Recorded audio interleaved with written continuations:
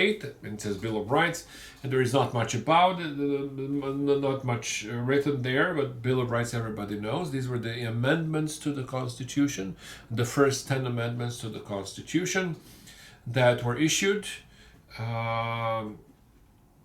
once the Constitution was ratified, and it was supposed to calm down and assure the Democrats that the federal government will not have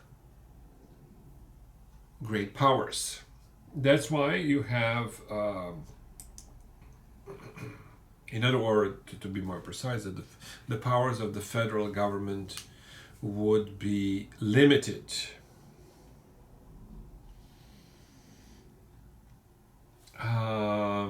Let's see, what else do we have here? Yeah, on the issue of the 3/5 compromise, that would be slide number. Let's see, I should delete this slide.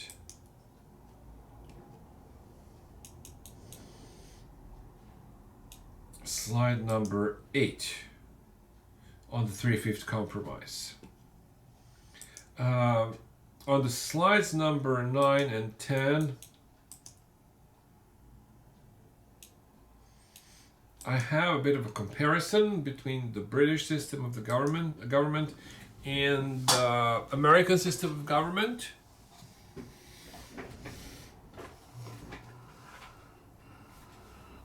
Which is very interesting.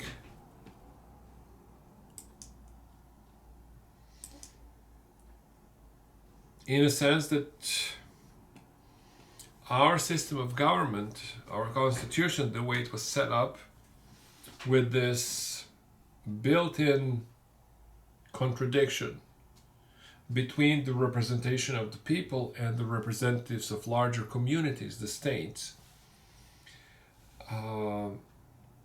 is very different from the British system. The British system, the way it developed, you can look at chapter slide number 9. In the British system, the government is appointed by the monarch, by the king or a queen, when that government holds the majority in the House of Representatives, what they call in England the House of Commons. That's very different from the American system, where the government is elected when the president is elected. And president can, but he sometimes does not have the majority in the House of Representatives, like it is the case today, when the current president, Trump, doesn't have the majority in the House of Representatives, and that causes that the principles of checks and balances is being implemented. In other words, he wants one thing and the House wants the other, and they try to fight it out. That's the way the system was set up.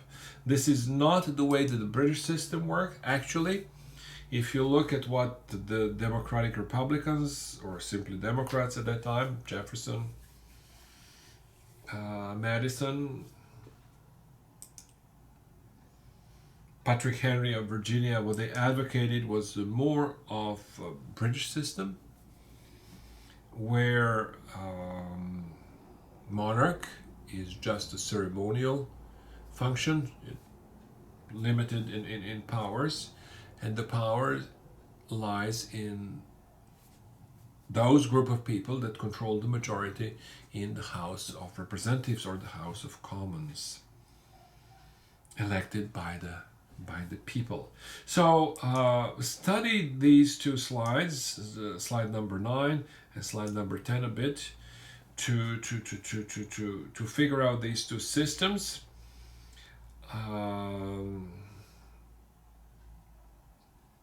They are essential to understanding our government and the difference between our government and the other European governments. Most governments in Europe, by the way, followed the British model, since there were, most countries in Europe are monarchies. So they follow sort of the same development as Great Britain, with the exception of France. France has a system that is more similar to ours than to the British. But that's another story. So let's see. We move to chapter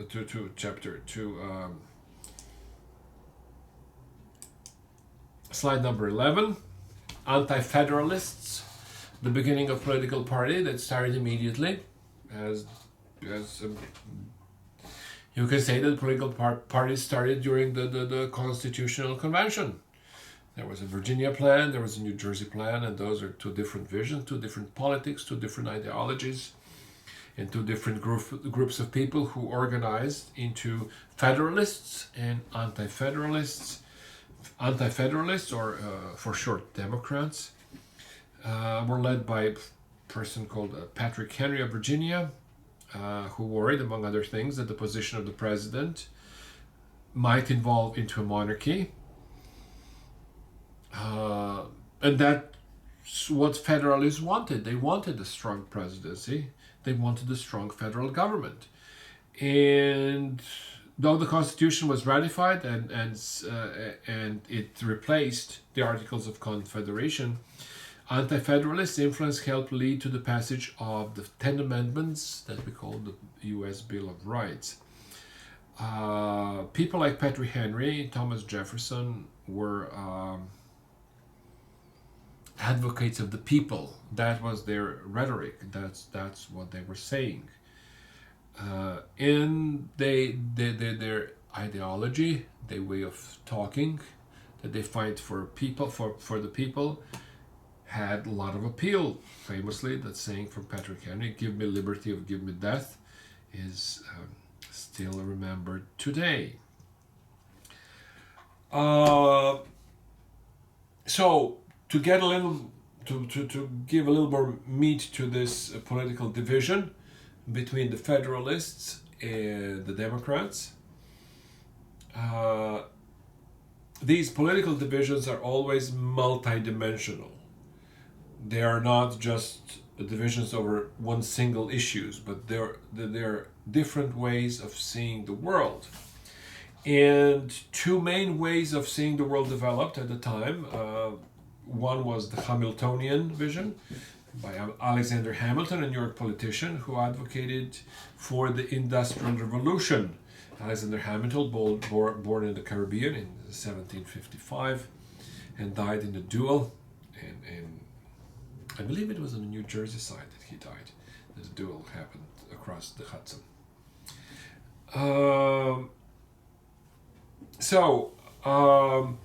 He advocated for a society based on manufacturing and trade. That was a society of the city people who lived in Philadelphia, New York, Boston,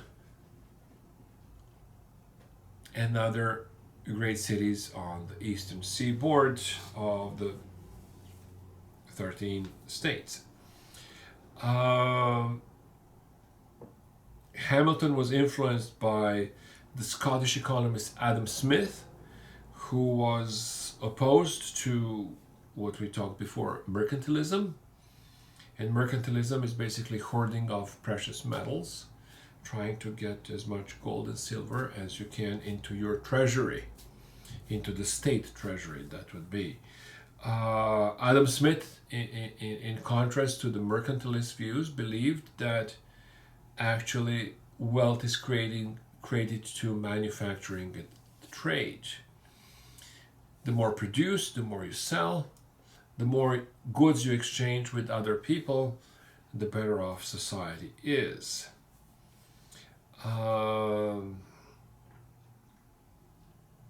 So that's the vision for our society. that was advocated by Alexander Hamilton.